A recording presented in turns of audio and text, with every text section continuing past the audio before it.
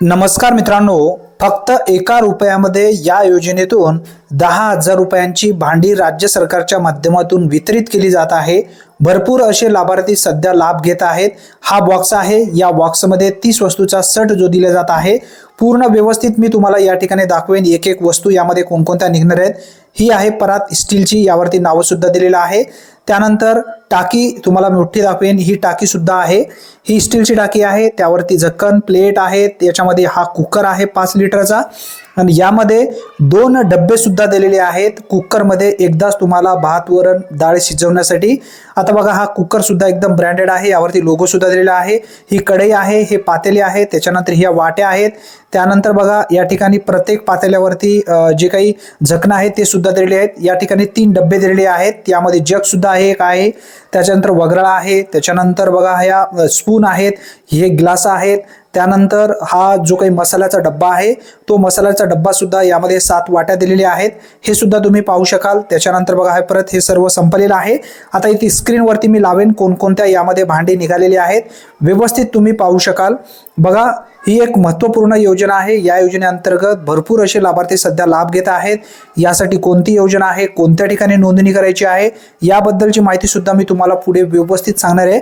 त्यासाठी नक्की हा व्हिडिओ शेवटपर्यंत पहा। आता आपण या ठिकाणी यादी समजून घेऊया, खरंच यामध्ये कोणकोणत्या भांडी निघालेली आहेत।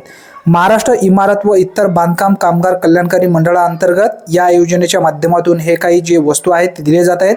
यामध्ये तुम्ही पाहू शकाल 4 प्लेट आहेत मोठे स्टीलच्या, त्यानंतर 2 नंबरला सांगण्यात आलेला आहे। वाट्या आहेत 8 राऊंड मध्ये, 4 ग्लास आहेत।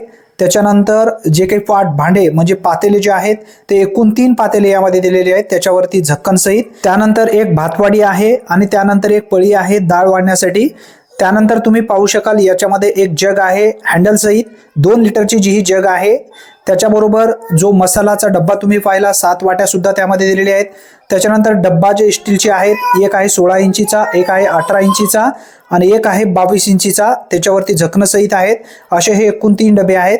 याचबरोबर तुम्ही पाहू शकता एक परात सुद्धा आपण सर्वप्रथम पाहिली, कुकर सुद्धा 5 लिटरचा पाहिला, त्याच्यानंतर कढई सुद्धा त्याच्यावरती झाकण सहित पाहिली।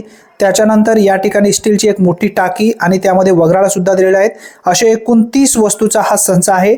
लिस्ट तुम्ही पाहू शकाल। आता इथे झूम करून मी तुम्हाला थोडंसं दाखवेन, याची तुम्ही स्क्रीनशॉट सुद्धा घेऊ शकता। जे काही वस्तू यावरती लिहिलेली आहेत, सर्व वस्तू या बॉक्समध्ये दिलेली आहेत।